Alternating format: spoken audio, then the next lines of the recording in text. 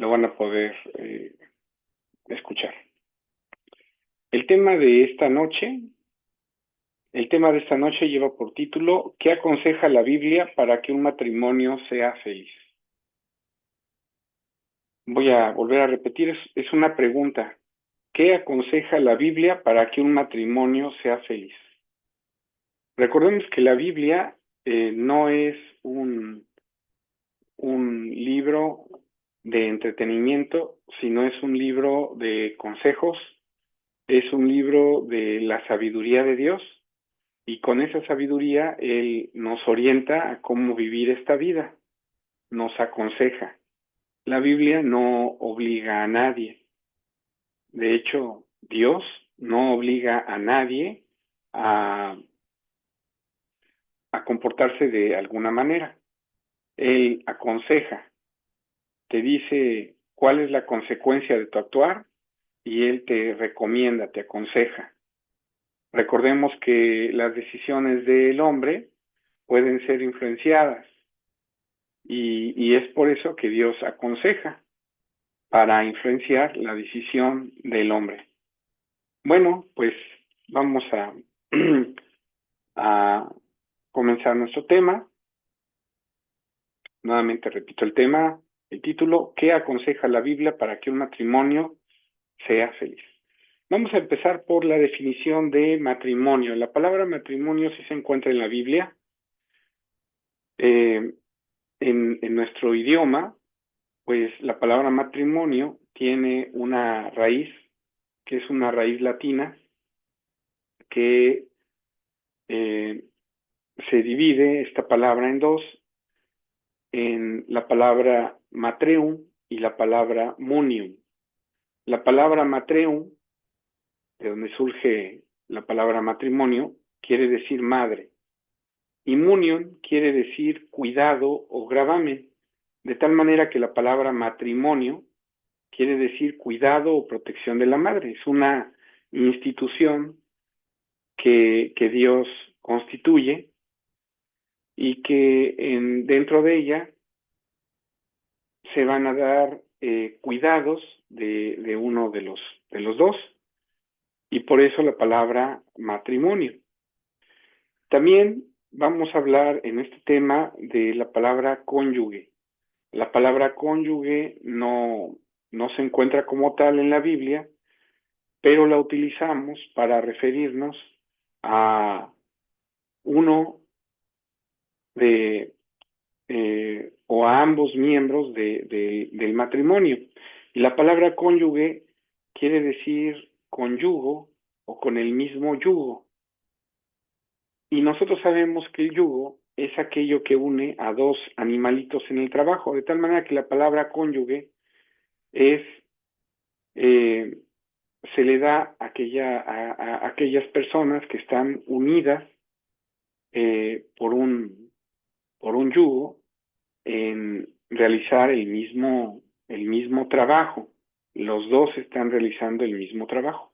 Bueno, pues vamos a empezar viendo que el matrimonio es una institución que Dios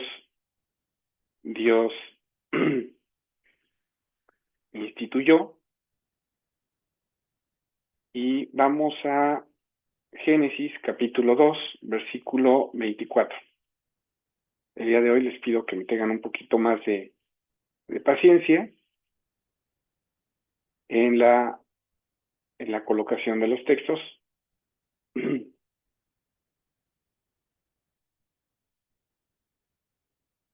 Muy bien. Y vamos a Génesis, que ya lo están viendo en pantalla, capítulo 2 versículo 24. Dice de esta manera: Por tanto, dejará el hombre a su padre y a su madre, y allegarse a su mujer, y serán una sola carne. Esto lo dice Dios, de tal manera que la unión de un hombre y una mujer, pues fue instituida por Dios. Es decir, esta institución, la institución del matrimonio, es sancionada por Dios y Él es el que une. Dice en el libro de Mateo, capítulo 16, 19, versículo 6, dice de la siguiente manera: así que no son ya más dos, sino uno, sino una carne. Por tanto, lo que Dios juntó, lo que Dios unió, no lo aparte el hombre. Entonces, esta unión, el que la realiza es Dios. Y en las Sagradas Escrituras se menciona que en este estado, en esa unión, pues el hombre lo que va a encontrar es un bien para él. No es como algunos piensan de que ya te casaste, pues ya, entonces tu vida pues ya va a ser muy complicada, muy difícil, te van a venir males, etcétera. No, no, no. Dice Proverbios 18, versículo 22. Dice así: el que halló esposa halló el bien y alcanzó la benevolencia de Jehová. Y pues nosotros sabemos que la palabra benevolencia pues es el deseo.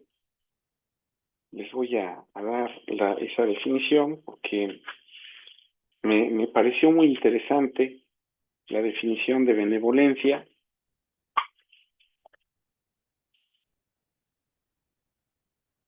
Benevolencia, cualidad de desear el bien. Viene de la palabra beno, que es bueno, y la palabra bola, que es desear.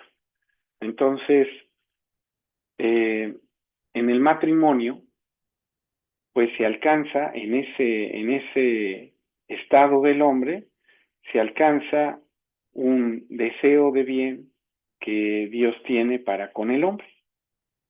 De tal manera que esta institución que Dios hizo al unir un hombre y una mujer, pues tiene grandes beneficios para el hombre. Hay que descubrirlos. La Biblia nos habla de ellos, vamos a tocar el día de hoy algunos, pero sobre todo este tema se trata de cuáles son los consejos que nos ayudan a tener un matrimonio feliz, porque hay ocasiones que alguien puede pensar que su matrimonio pues no no le llena, no le da felicidad, solamente le ha traído problemas. Bueno, pues vamos a dar algunos consejos que da Dios para, para que ese matrimonio sea feliz. Siguiendo los consejos de Dios, se alcanza esa felicidad. Seguramente cuando no lo seguimos, pues nosotros mismos estamos cosechando que no alcancemos ese estado de paz y de felicidad. Dice el libro de Mateo, capítulo 19, versículo 4. Y él respondiendo les dijo, Cristo Jesús, cuando le preguntan sobre la carta de repudio. Y él les responde de esta manera. Y él respondiendo les dijo, ¿no habéis leído que el que los hizo al principio, macho y hembra los hizo? Entonces quiere decir que en las Sagradas Escrituras el matrimonio es la unión de dos sexos opuestos, un varón y una hembra, o una mujer. Aquí se le llama macho y hembra, señalando dos sexos. La Biblia no permite o no le llama matrimonio a la unión de sexos iguales, ¿sí? No, eso no está conforme a lo que Dios instituyó. Entonces, partamos de eso también, de que en la Biblia el concepto de matrimonio es la unión que se da entre un hombre y una mujer. Esto es bueno aclararlo, ya que en la actualidad, aunque el hombre en sus leyes reconoce uniones entre personas del mismo sexo, en la Biblia Dios no lo aprueba. Dice Romanos capítulo 1, versículo 26.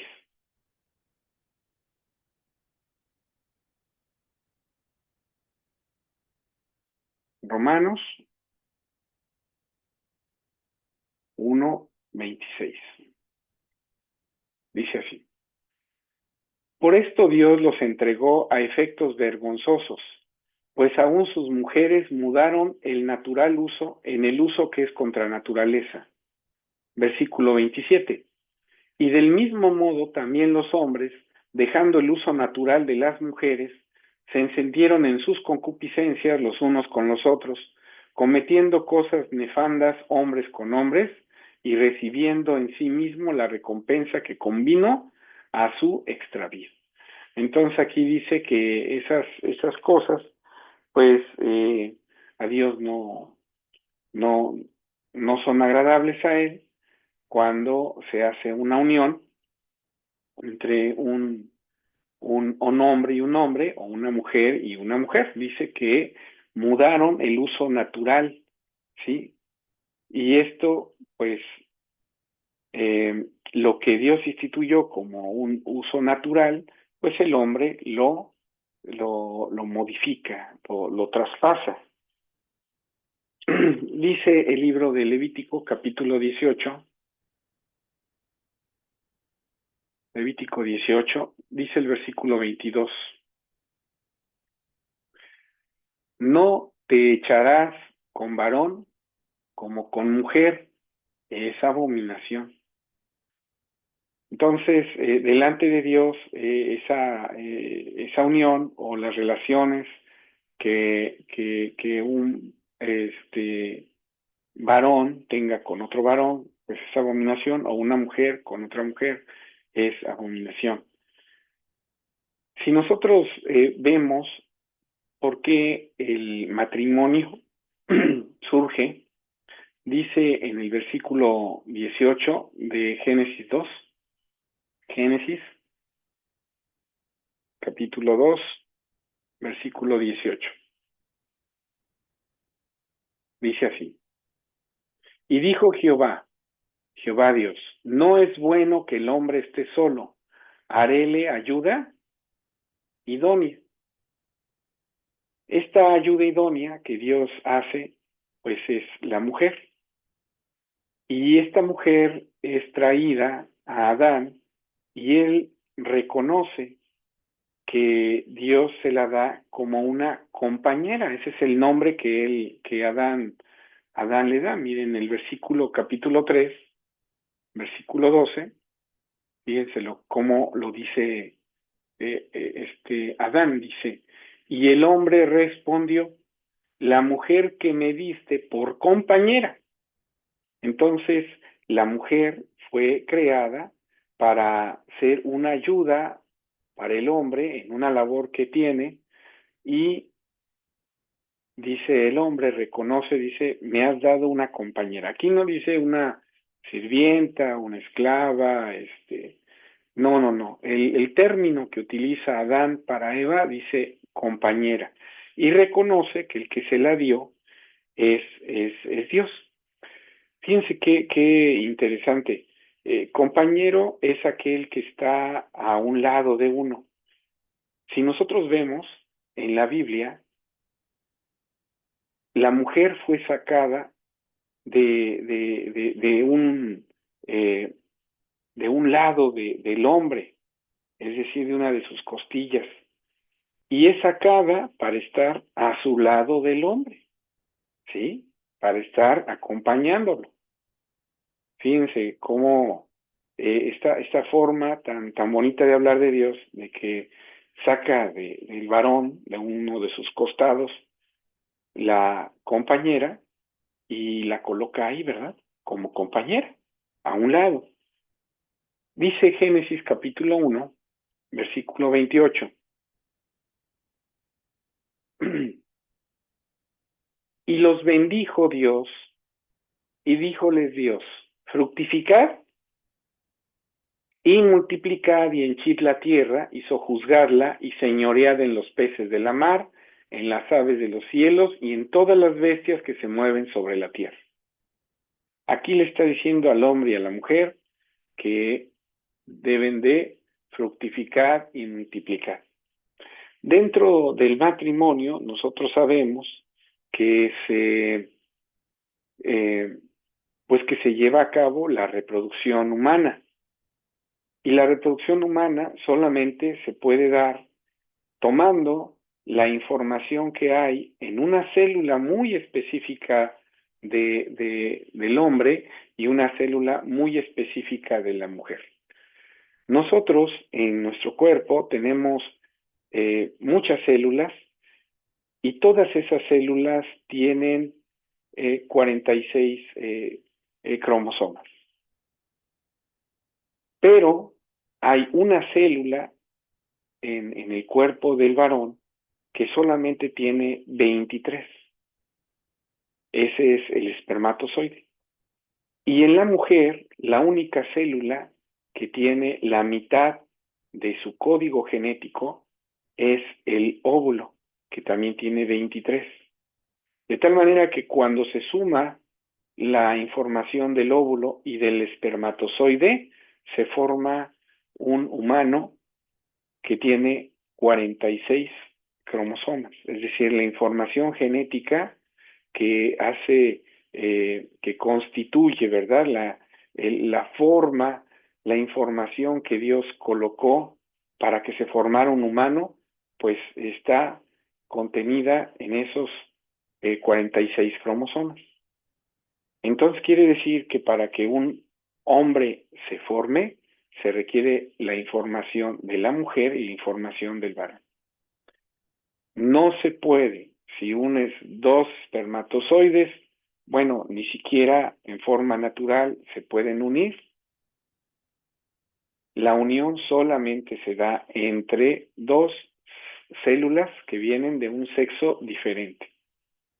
El óvulo que viene de la mujer y el espermatozoide que viene del hombre. Ni dos mujeres pueden engendrar, ni dos varones pueden engendrar, porque así no es la forma natural que Dios puso. Bueno, ahora bien, dice en Génesis capítulo 4, versículo 1, lo que ahorita estamos mencionando, y conoció Adán a su mujer, Eva, la cual concibió y parió a Caín y dijo, adquirido he varón por Jehová.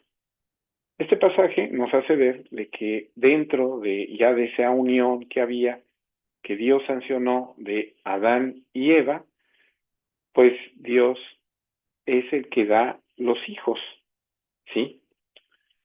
Y debemos de reconocer que en el matrimonio, pues los hijos vienen de Dios, aunque sí hay voluntad humana para engendrar, también se involucra la voluntad de Dios. Y en la Biblia, pues pesa más la voluntad de Dios. Y lo vemos en en la actualidad, hay personas que con mucho deseo dentro del matrimonio buscan tener hijos y pues no se da. El que abre o cierra la matriz de una mujer o da las condiciones para que un bebé se engendre y nazca es Dios. Dice Génesis capítulo 33, versículo 5, ya lo ven en sus pantallas, y alzó sus ojos y vio las mujeres y los niños. Aquí está hablando, vamos a ver el versículo 4, se los voy a colocar, dice, y Esaú corrió a su encuentro, ¿al encuentro de quién? De Jacob, que venía con su familia, dice, y abrazóle y echóle sobre su cuello y le besó y lloraron. Ya tenían aproximadamente 20 años que no se veían y pues las personas en 20 años cambian, pero también se extrañan.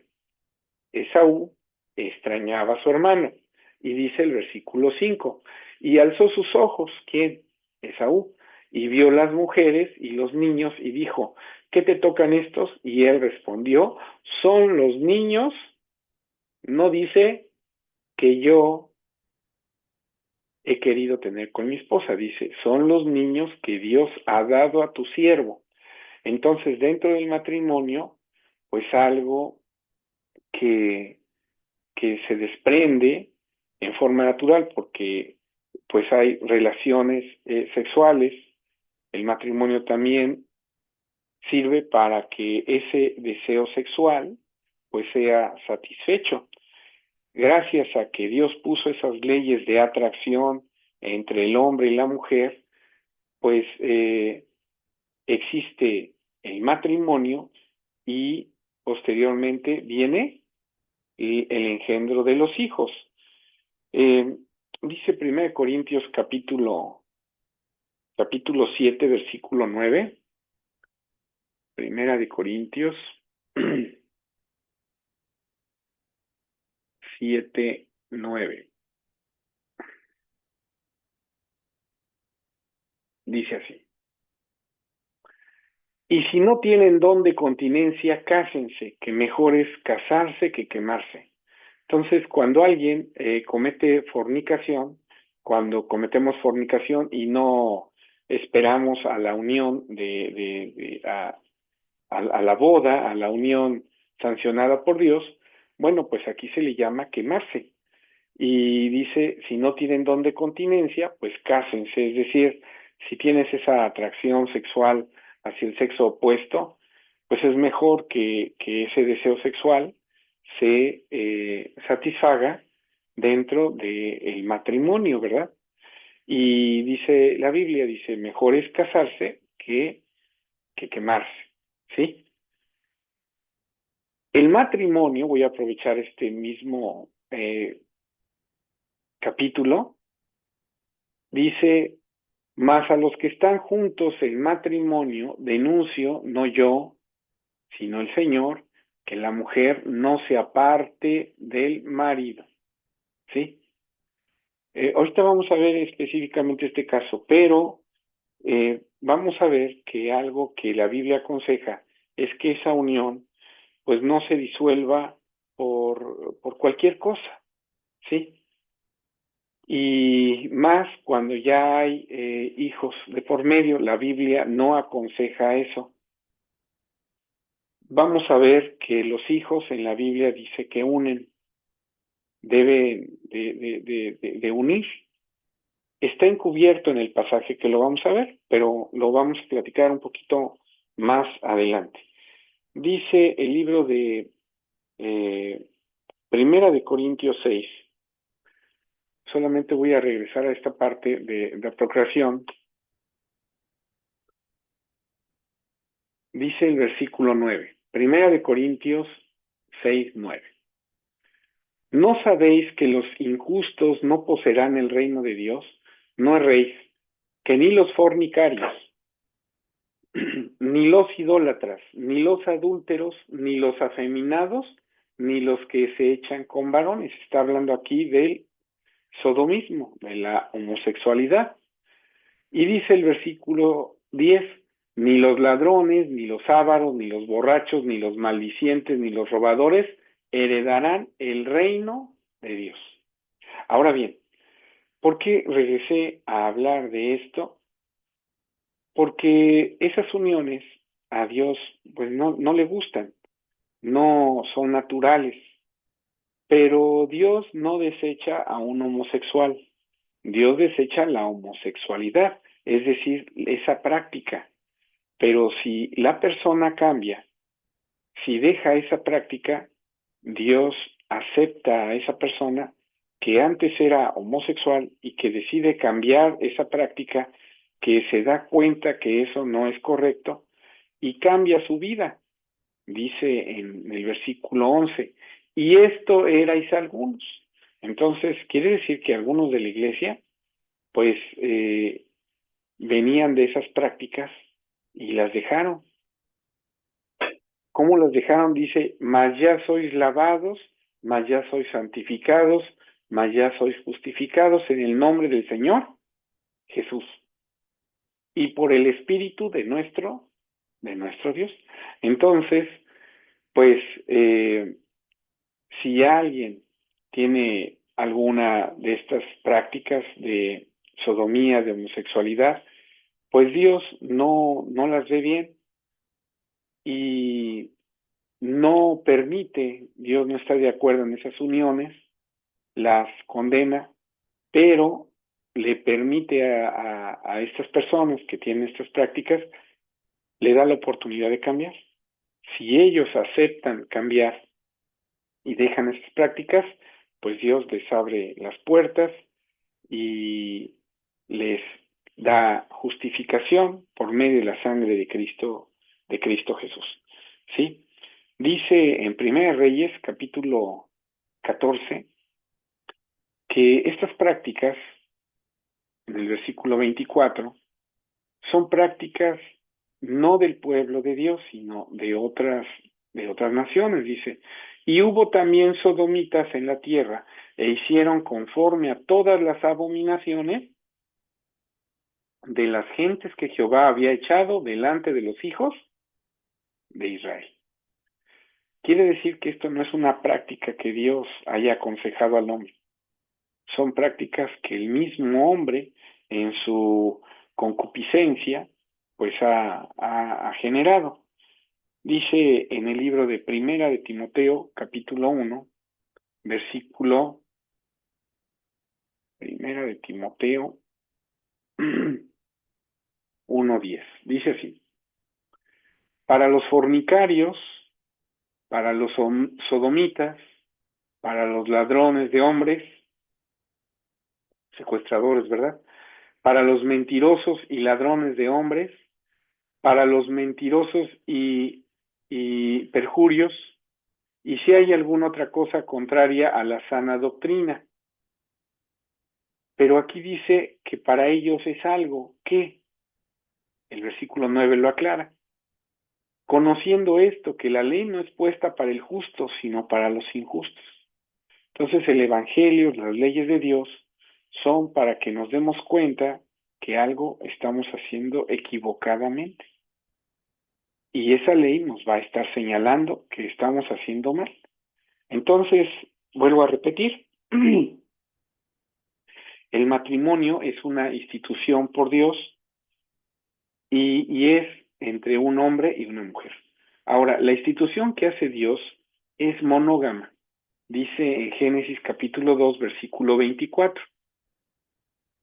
Génesis capítulo 2, versículo 24. Dice: por tanto dejará el hombre a su padre y a su madre y allegarse a su mujer. No dice a sus mujeres. Entonces, la institución del matrimonio es monógama. No habla de mujeres. Cuando el hombre pues toma muchas mujeres, se corrompe su alma, ¿sí?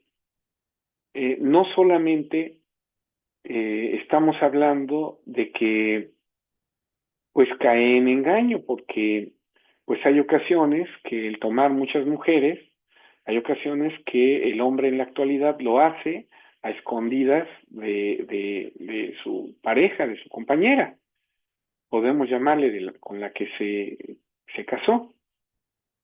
En la Biblia, ¿sí? Dios protege el matrimonio condenando el adulterio. ¿Qué es el adulterio? Pues es tomar, aparte de la mujer de tu esposa, tomar otras mujeres que no son tu compañera. Están fuera de esa unión. De hecho, la palabra adulterar quiere decir unir dos cosas las cuales no se pertenecen. Esto es una definición para las relaciones entre hombres. Lo vuelvo a repetir: adulterio es cuando dos cosas se unen y no se pertenecen, ¿sí? En el libro de Éxodo capítulo 20, dentro de los mandamientos que Dios da al pueblo de Israel, dice: no cometerás adulterio. Entonces, una forma de proteger el matrimonio pues es eh, condenando la infidelidad. Entonces, un consejo para que un matrimonio sea feliz, pues es que se conserve en, en fidelidad, que no haya deslealtad entre ellos. Malaquías capítulo 2, versículo 14, dice lo siguiente: Mas diréis, ¿por qué? Porque Jehová ha atestiguado entre ti y la mujer de tu mocedad, contra la cual tú has sido desleal, siendo ella tu compañera y la mujer de tu pacto. Es decir, aquellos que están casados, pues han hecho un pacto, un compromiso, y ese compromiso, pues se rompe, bueno, no se respeta, siendo desleal alguno de los dos y cayendo en adulterio. En el libro de Hebreos, capítulo 13, versículo 4, dice así: Honroso es en todos el matrimonio y el hecho sin mancilla, mas a los fornicarios y adúlteros juzgará Dios. Entonces, un consejo para que un matrimonio eh, pues sea feliz. Ahorita damos la definición de felicidad porque muchas ocasiones no se tiene bien el concepto de felicidad y por lo tanto, pues las personas creen o ligan la palabra felicidad a una meta que se tiene cuando se tiene ya dinero, es decir, si alguien ya tiene el suficiente dinero pues para mantenerse mucho tiempo o vivir el resto de sus días sin problemas, dice, ya soy feliz. O también cuando tiene ya propiedades o cuando ya sus hijos crecieron y utiliza el término de ya soy feliz. Eso no es felicidad. En la Biblia, la felicidad está ligada a que tú conozcas el propósito con el cual Dios te hizo y te esfuerces por cumplirlo. En la medida que tú cumplas ese propósito, en la Biblia vamos a encontrar que esa persona encuentra la felicidad. Entonces, en el matrimonio, conforme vayamos entendiendo para qué Dios hizo el matrimonio y vayamos cumpliendo, tu matrimonio vas a encontrar en él felicidad. Cuando no se sabe para qué es el matrimonio, ni tampoco se sabe vivirlo, pues entonces no conseguiremos esa felicidad de la que habla la Biblia y aparte estaremos cosechando momentos desagradables. Dice Levítico capítulo 20, versículo 10. Dice así: Y el hombre que adulterare con la mujer de otro, el que cometiere adulterio con la mujer de su prójimo, indefectiblemente se hará morir al adúltero y a la adúltera. Pues hay ocasiones en que se dice en algunas estadísticas que el hombre tiende más al adulterio que la mujer, pero este pasaje nos hace ver que para que haya un adulterio, pues hay un adúltero y una adúltera. Entonces, digo yo, esas estadísticas, pues hay veces que están un poquito sesgadas porque están tomando como que es la tendencia del hombre dentro del matrimonio y que con la que adultera, pues está a lo mejor soltera, está viuda, está divorciada, etcétera. De todas maneras hay una colusión entre un hombre y una mujer para llegar a un adulterio. Y el adulterio realmente es el engaño, el engaño hacia la compañera o el compañero, que también puede haber mujeres que que se fijen en, en alguien fuera de su matrimonio. Dice el libro de Segunda de Samuel, capítulo 11, versículo 1.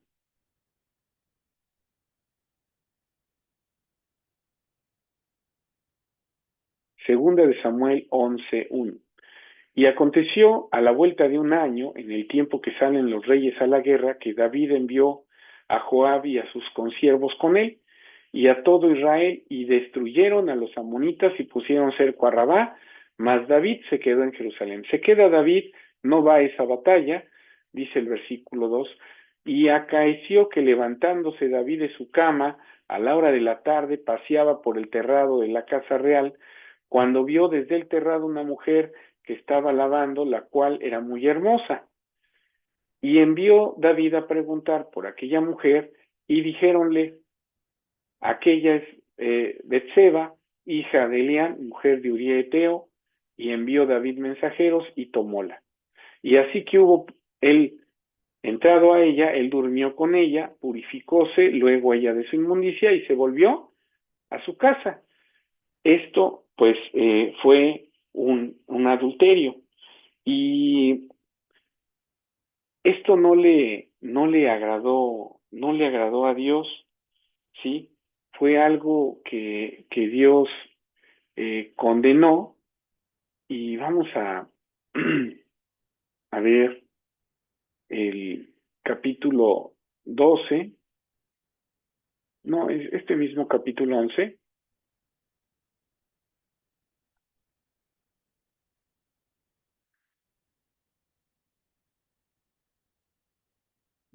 capítulo 12, perdón, 12, dice el versículo 1, capítulo 12, versículo 1 de Segunda de Samuel. Y envió Jehová a Natán, y envió Jehová a Natán a David, el cual viniendo a él dijo, había dos hombres en una ciudad, el uno rico, el otro pobre. El rico tenía numerosas ovejas y vacas. Versículo 3, mas el pobre no tenía más que una sola cordera, etcétera. Por medio de una enseñanza le hace ver a David que Dios, que ve todas las cosas, pues no aprobaba el que hubiera tomado a una mujer que estuviera casada. Y eso lo vamos a ver en el versículo 7, dice, entonces dijo Natán a David, tú eres aquel hombre, así ha dicho Jehová, Dios de Israel, yo te ungí por rey sobre Israel y te libré de la mano de Saúl, yo te di casa de tu señor, las mujeres de tu señor en tu seno, de más de esto te di la casa de Israel y de Judá, y esto es poco, y si esto es poco, yo te añadiré tales y tales cosas. ¿Por qué pues tuviste en poco la palabra de Jehová, haciendo lo malo delante de sus ojos? A Uría Eteo heriste a cuchillo y tomaste por tu mujer a su mujer. Entonces, el adulterio es algo que no es agradable a Dios, ¿sí? Y, y bueno, pues aquí se ve que Dios lo condena, y más adelante pues viene un castigo hacia David, le hace ver su falta, etcétera. Bueno, en la Biblia encontramos que cuando alguien se compromete en matrimonio, ya sea un hombre con una mujer o una mujer con un hombre, a eso se le llama esposo. Esposo quiere decir que está en estado de promesa, porque la palabra esposo viene del latín sponsus, que quiere decir prometer, ¿sí? Prometer. Entonces, el uso en la Biblia de alguien que se le llama esposo, ¿sí? Es aquel que está en promesa de matrimonio. Yo sé que ahora en la actualidad pues decimos esposo a, a aquella persona que ya ha contraído nupcias y que después de eso ya está dentro del matrimonio. En la Biblia vamos a encontrar que no se utiliza de esa manera. También en la Biblia se utiliza un término que es marido, que viene del latín maris, que es macho, ¿sí? De tal manera que si ustedes ahora, fíjense hasta en los problemas de lenguaje que se tendría que meter cuando alguien pues reconoce alguna unión entre personas del mismo sexo, dos mujeres, pues no se les puede llamar marido porque ni siquiera son del sexo masculino, ¿verdad? Pero, pero bueno, continuemos. Dice en 1 Corintios 7, versículo 2. Mas a causa de las fornicaciones, cada uno tenga su mujer y cada uno tenga su marido. No dice sus mujeres, no dice su marido. Entonces, un consejo para que un matrimonio pues sea feliz es la fidelidad entre el hombre y la mujer. No ser promiscuos y andar el hombre con varias mujeres, la mujer con varios hombres, etcétera, y entre ellos aparentando una fidelidad, pero a sus espaldas, pues teniendo un matrimonio, pues sin respetar, ¿verdad? Y es que al hombre y a la mujer, pues a veces eh, teniendo o viendo las responsabilidades que se tienen en un hogar, pues hay ocasiones que buscan tener alguna relación sexual sin tener ninguna responsabilidad. Pero en el matrimonio hay responsabilidades, hay obligaciones y hay funciones. Ahora bien, dice Romanos capítulo 7, versículo 3. ¿Cuándo es cuando se disuelve una unión en matrimonio? Dice así. Así que viviendo, voy a leer desde el 2, ya lo están viendo en su pantalla, dice, porque la mujer que está sujeta a marido, mientras el marido vive, está obligada a la ley, mas muerto el marido, libre de la ley del marido. Así que, viviendo el marido, se llamará adúltera si fuere de otro varón, mas si su marido muriere, es libre de la ley, de tal manera que no será adúltera si fuere de otro marido. O sea, una mujer queda libre de esa unión cuando fallece su compañero y viceversa. El hombre queda libre si fallece la mujer. Eh, Obviamente, pues no está hablando aquí de que si te quieres librar de esa unión, pues vas a matar a tu esposa o el hombre o la mujer va a matar al esposo o a su marido. No se trata de eso. Estamos hablando de un fallecimiento ya sea pues por vejez natural, por enfermedad, algún accidente, etcétera. Nunca por un homicidio, eso no, Dios lo condena, ¿verdad? Entonces, un matrimonio, esa unión se disuelve cuando alguno de los dos fallece y hay un viudo o viuda y él se puede volver a casar con alguien. Esto no lo condena Dios ni tampoco se está faltando. Hay algunos que dicen, bueno, pues que no pudo vivir con el recuerdo de su esposa, ¿por qué se volvió a casar? Eh, la Biblia, si eso fuera algo malo, pues la Biblia no lo permitiría, pero la Biblia lo permite. Una viuda se puede volver a casar. Un hombre que enviuda se puede volver a casar, ¿sí? La unión que tenía antes, pues ya se disolvió.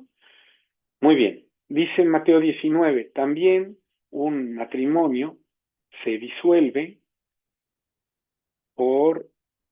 dice Mateo 19, versículo 10. Dícenle sus discípulos, si así es, voy a leer desde el 9, perdón, hermanos. Mateo 19, 9. Yo os digo que cualquiera que repudiara a su mujer, si no fuere por causa de fornicación, y se casare con otra adultera, y el que se casare con la repudiada adultera. Entonces, aquí el mismo Cristo Jesús dice que se puede disolver ese matrimonio por causa de fornicación, ¿sí? Es decir, de un adulterio, ¿sí? En el libro de Deuteronomio tiene otro nombre este acto, es un engaño, es una falta a ese compromiso. Dice el versículo 1. Cuando alguno tomare mujer y se casare con ella, si no le agradare por haber hallado en ella alguna cosa torpe, y si en algunas versiones, cuando dice cosa torpe, dice asunto de desnudez, es decir, que hubiera descubierto que su mujer lo engañó, sí, que fornicó. Dice, le escribirá carta de repudio y se la entregará en su mano y despedirála de su casa. Entonces, Cristo Jesús es la única razón por la cual un matrimonio, una unión, se puede disolver. Todas las demás no están permitidas.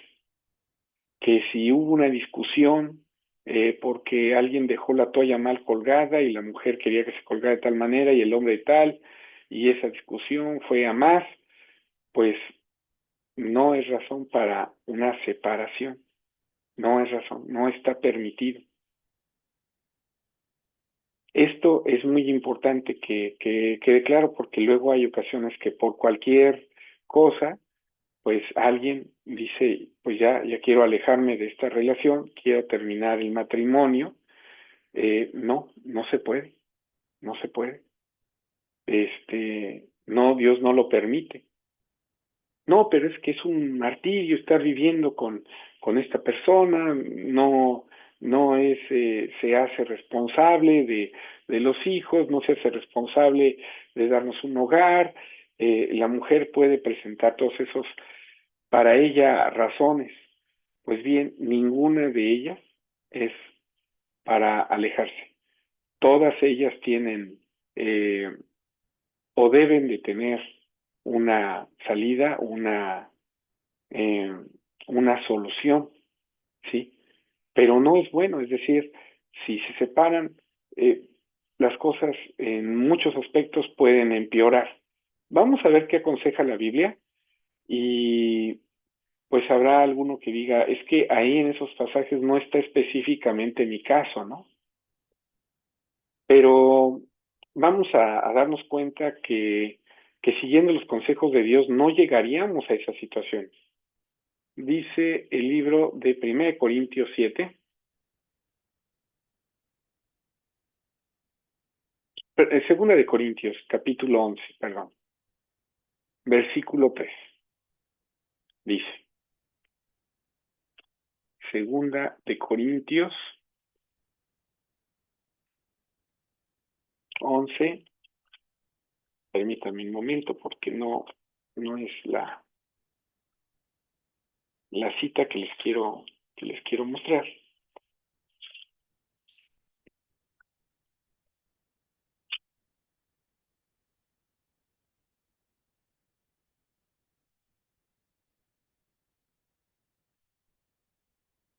Es Primera de Corintios 11,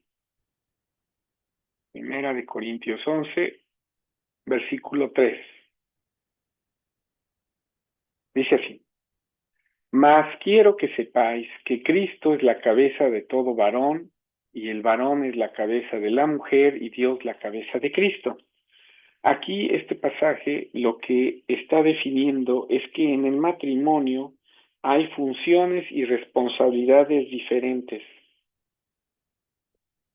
En esa parte alguien pudiera decir que no hay igualdad, y sí es cierto, en las funciones y en las responsabilidades en un matrimonio, los dos no son iguales. Es decir, hay unas funciones para uno y unas responsabilidades, y para otro hay otras funciones y responsabilidades. Al varón le toca ser cabeza. Esa es una función y tiene ciertas responsabilidades.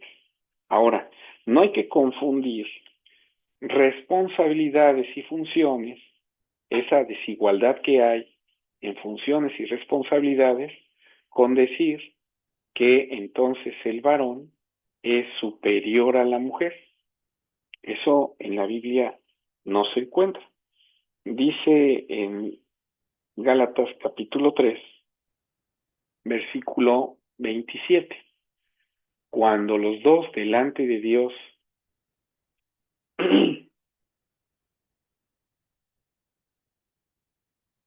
cuando los dos delante de Dios se bautizan y creen en el Evangelio como matrimonio, dice Gálatas 3:27, porque todos los que habéis sido bautizados en Cristo, de Cristo estáis vestidos.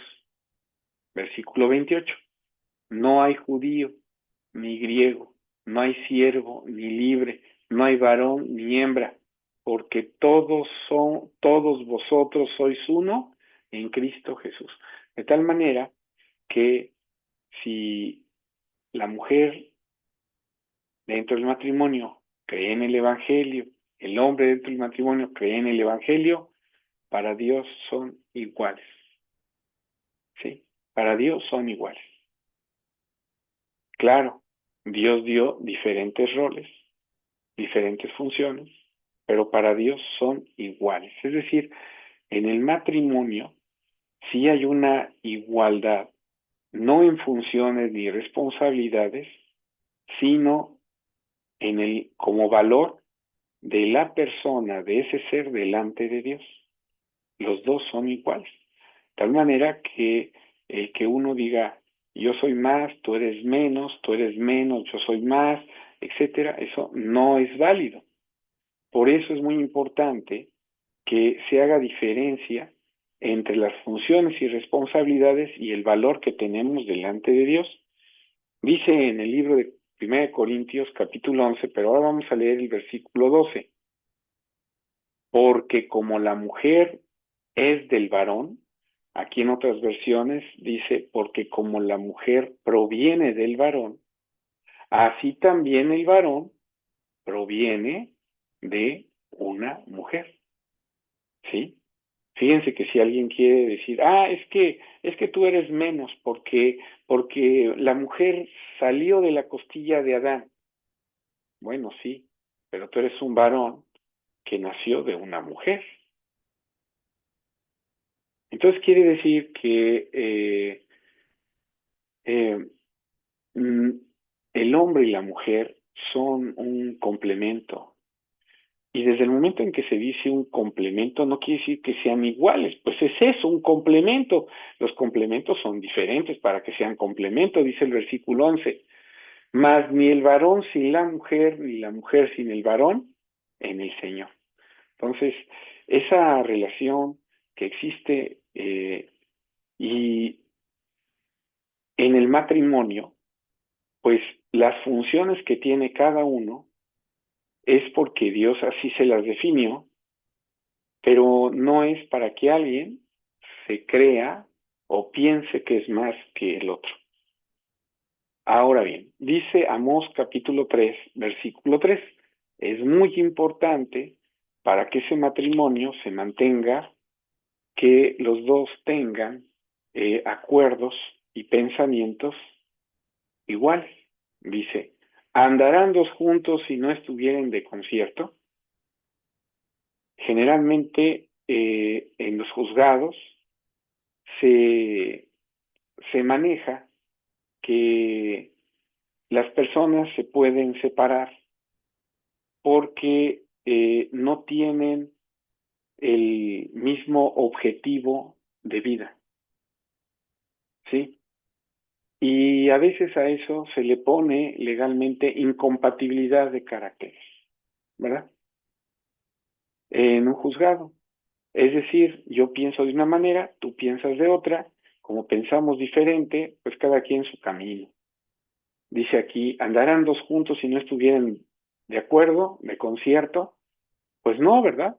Los mismos grupos sociales nos enseñan, por ejemplo, los que les gusta grafitear, ¿con quién se juntan? Pues con los que grafitean. Los que les gusta el ciclismo, ¿con quién se juntan? Pues con un grupo de ciclistas.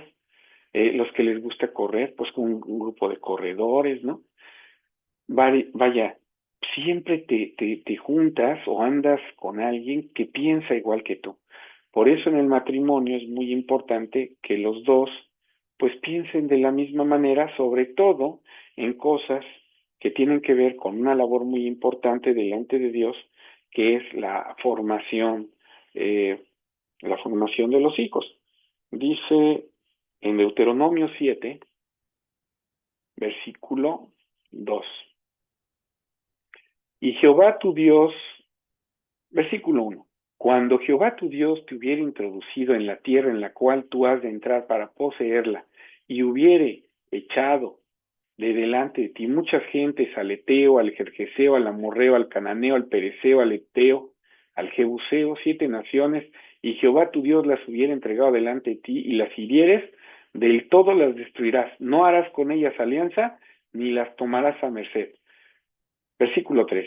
Y no emparentarás con ellos, no darás tu hija a su hijo, ni tomarás a su hija para tu hijo, porque desviará tu hijo de en pos de mí, y servirán a dioses ajenos. ¿Por qué pasa esto? Uno piensa de una manera, otro piensa de otra, y nosotros vemos que los hijos terminan confundidos. Hay un pasaje en el libro de Nehemías, ahorita se los pongo en la pantalla.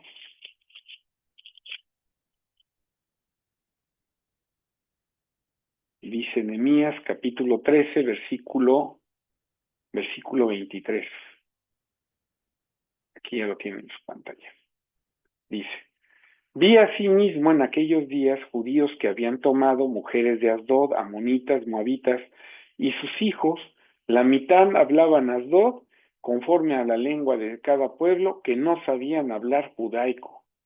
Y reiní, dice el versículo ya 25, y reiní con ellos y maldíjelos y herí a alguno de ellos y arranquéles los cabellos, juramentéles diciendo: no daréis vuestras hijas a sus hijos, ni tomaréis de sus hijas para vuestros hijos o para vosotros. Versículo 26, no pecó por eso Salomón, rey de Israel, etcétera. Quiere decir que cuando una parte del matrimonio orienta a los hijos o piensa de una manera y la otra piensa de otra, pues entonces va a haber un choque y los hijos van a crecer confundidos porque lo que la mamá les puede decir que está bien, el papá les dice que está mal y viceversa. Entonces el hijo, pues hay veces que toma un papel como de convenenciero, ¿verdad? Pues con el que me conviene más, en este momento para lo que yo quiero, pues es con el que me voy. Los padres deben de, pues de mantenerse en la misma línea con los hijos, pensar de la misma manera. Y dice Primera de Pedro, capítulo 3 versículo 6, dice: como Sara obedecía a Abraham llamándole Señor, de la cual vosotras sois hechas hijas, haciendo bien y no seáis espantados de ningún pavor. Fíjense la forma en que le hablaba Sara a Abraham, es decir, lo respetaba, llamándole Señor, pues lo respetaba. Ahora, pues en la forma de hablar, pues falta el respeto. Mi viejo, mi gorda, pero en forma despectiva, ¿no? No de cariño, ¿no? Yo he escuchado que una mujer dice, ya cuando su esposo ya está muy grande, dice, pues mi viejito, y todavía habla con cariño, pero hay ocasiones en que se habla despectivamente, ¿no? Mi vieja, pues eso no trae buenas cosas. Y es que el respeto, la forma de hablar en el matrimonio, pues hace que ese matrimonio sea estable, haya menos conflictos. Eh, si se gritan, es faltarse al respeto. Si si alguien de ellos ofende y el otro también le contesta con una ofensa, pues es falta de respeto. Dios te enseña que en esa institución que Él creó, pues se tengan que hablar con respeto y que conozcan cada uno sus funciones y que conozcan cada uno también al otro. Dice 1 Pedro 3:7, vosotros maridos, semejantemente habitad con ella según ciencia, la ciencia de Dios, dando honor a la mujer como a vaso más frágil y como a herederas. Si la mujer es comparada con un vaso más frágil, quiere decir que se le debe tratar con delicadeza. El hombre, por su fuerza física, porque en la Biblia se menciona que la mujer tiene menos fuerza que el varón. Yo sé que alguno me dirá, pues yo conozco mujeres muy fuertes que levantan pesas, etcétera. Sí, pero no es lo natural. No es lo natural. La mujer, por naturaleza, tiene menos, su estructura física carga menos que un varón, tiene menos fuerza que un varón. Entonces, esto hay veces que el hombre lo toma como que, pues puede él ser tan rudo como, como su fuerza lo permite, pero las mujeres son delicadas y tienen un rol eh, de crianza muy importante en donde la transmisión de los sentimientos, pues el hombre, por sus características, no la puede hacer igual que la mujer. Por eso la mujer, algo que se llama el instinto materno, pues la mujer tiene más paciencia, es mucho más tolerante a algunas situaciones. Ustedes saben que el umbral del dolor de la mujer es más alto que el del hombre, eh, aguanta más, tolera más, eh, y bueno, también es más sensible, dice el versículo 8. Y finalmente, sé todos de un mismo corazón, compasivos, amandos fraternalmente, misericordiosos, amigables. Entonces, pues debemos de considerar a nuestra compañera pues una amiga, así nos lo dice el libro de Cantares. Dice el libro de Éxodo 21, capítulo 10, si el matrimonio quiere ser feliz, pues los miembros del matrimonio deben de hacer cada uno su parte. ¿Qué le toca a cada uno? Dice Éxodo 21:10. Voy a leer desde el 9. Mas si la hubiere desposado con su hijo, hará con ella según la costumbre de las hijas. Y si le tomare otra, no disminuirá su alimento, ni su vestido, ni el débito conyugal. ¿Qué es no disminuirá su alimento? El varón es el responsable de proveer el alimento en el matrimonio. Eso es lo que dice la Biblia. Que alguien diga, es que las circunstancias, hay varias cosas, sí.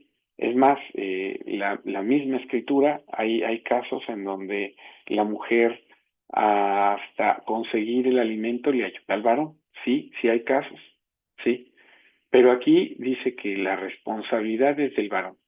El que le ayude a la mujer es otra cosa, pero la responsabilidad es del varón. Y de darle también, dice aquí, vestido a la mujer. Dice, y el débito conyugal, ¿qué es el débito conyugal?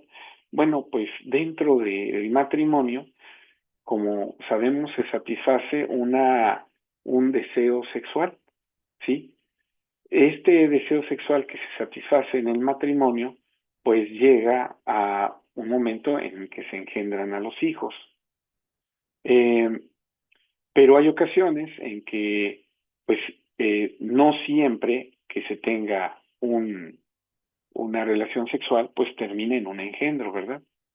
Bueno, el débito conyugal es ese trato marital que debe de tener entre esposos, incluyendo las caricias, porque en un matrimonio existen las caricias, ¿sí? Ahorita lo vamos a ver en el libro de Cantares. Dice Efesios capítulo 5, versículo 23, porque el marido es cabeza de la mujer, así como Cristo es cabeza de la iglesia. Hay una representación en el matrimonio de la relación que hay entre Cristo y la iglesia. Si dice la Biblia que los que son bautizados de Cristo están vestidos, pues nos damos cuenta que Cristo Jesús viste a su iglesia.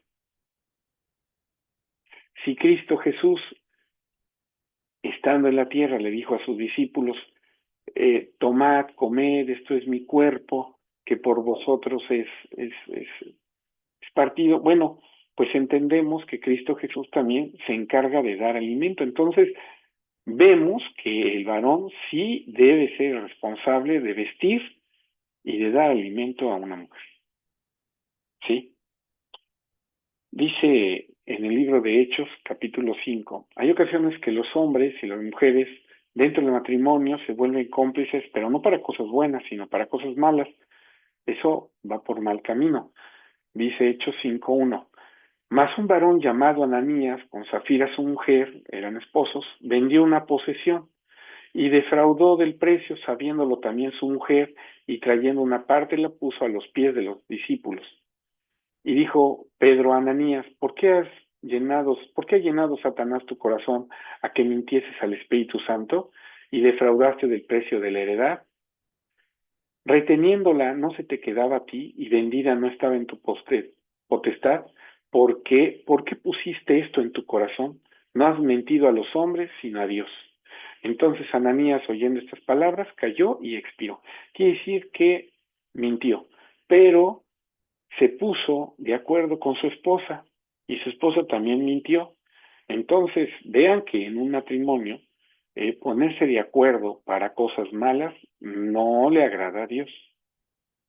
¿Qué es lo que se debe de cuidar en un matrimonio? Dice Malaquías capítulo 2 versículo 14. Ya voy a ir terminando. Mas diréis, ¿por qué? Porque Jehová ha atestiguado entre ti y la mujer de tu mocedad, contra la cual tú has sido desleal, siendo ella la compañera, la mujer de tu pacto. Pues, ¿qué no hizo él uno solo, aunque tenía la abundancia del Espíritu?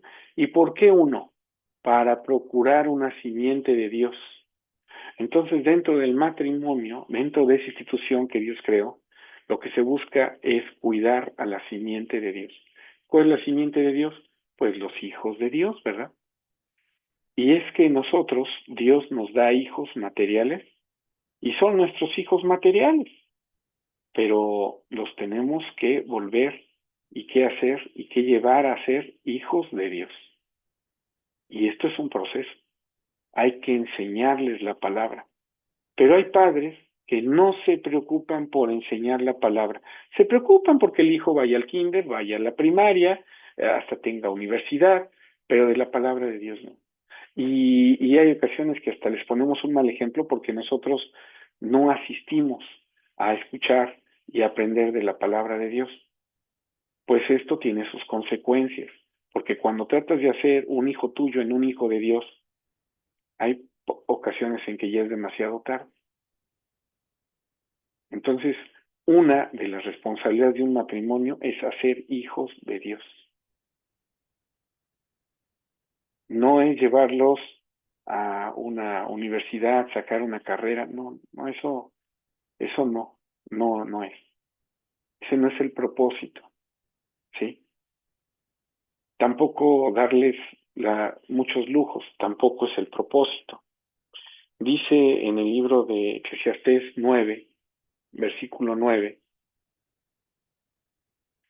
goza de la vida con la mujer que amas todos los días de la vida de tu vanidad que te son dados debajo del sol, todos los días de tu vanidad, porque esta es tu parte en tu vida y en tu trabajo con que te afanas debajo del sol. Entonces, sí debemos de disfrutar lo que Dios nos da con nuestra compañera, con nuestros hijos, con nuestra familia. Eso es algo que tiene bendición delante de Dios. Nosotros sabemos que el matrimonio, en el libro de Eclesiastés, capítulo 4, versículo 9, dice de esta manera, Eclesiastés 4, 9, mejor son dos que uno, porque tienen mejor paga de su trabajo. Y el hombre diría, bueno, pues es que ya no me está pareciendo mucho esta relación, esta unión que Dios dio, porque pues tengo que trabajar y mantener. Bueno, la mujer también trabaja y trabaja mucho en los hijos. Yo creo que si a veces cambiáramos el trabajo que tenemos los varones por el que ellas tienen, eh, pues no se compara. Y dice la misma Biblia, mas Jacob huyó a tierra de Harán y sirvió a Israel por mujer, y por mujer fue pastor. ¿Quieres mujer? Pues tienes que trabajar por mujer. ¿Sí? Y eso está en la Biblia. Y nosotros como padres podemos arrastrar a nuestros hijos a cometer errores, y esos errores se amplifican pasando de un padre a un hijo. Ya no me da tiempo de tocar el pasaje, pero dice la Biblia que Dios visita la maldad de los padres sobre los hijos hasta la cuarta generación. Es decir, tú puedes influir en tu descendencia hasta la cuarta generación, porque Dios te puede permitir ver hasta tus tataranietos, es decir, la primera generación, tus hijos, segunda, tus nietos, tercera, bisnietos, cuarta, tataranietos. Sí, hay personas que ven a sus tataranietos y pueden influir, y su forma de pensar la pueden pasar a ellos. Pues bien, en el matrimonio, si siembras una mala semilla en tus hijos, pues tus hijos se van a alejar de Dios, van a seguir ese ejemplo que tú les diste. Pero si les pones un buen ejemplo, va a haber bendición en ellos, ¿sí? Dice el libro de Tito 2, ya con este pasaje termino porque se me, se me termina el tiempo, pero sí vimos varias cosas, consejos, vimos algunas responsabilidades, eh, vimos el hablarse con respeto, vimos acerca del trato, y dice Tito 2, versículo 5, versículo 4, que enseñen a las mujeres jóvenes, una mujer ya grande, dice que enseñen a las mujeres jóvenes a ser prudentes, que amen a sus maridos, que amen a sus hijos. ¿Cuántas mujeres pues aman a sus hijos, pero no aman al marido, como que nada más sirvió para el engendro? O viceversa, mujeres que aman mucho a su marido, pero a sus hijos casi no muestran ese amor, no les dedican tiempo, etcétera. Pues eso no está bien. Entonces, estos son consejos que da la Biblia. Ya no nos da tiempo acerca del trato conyugal.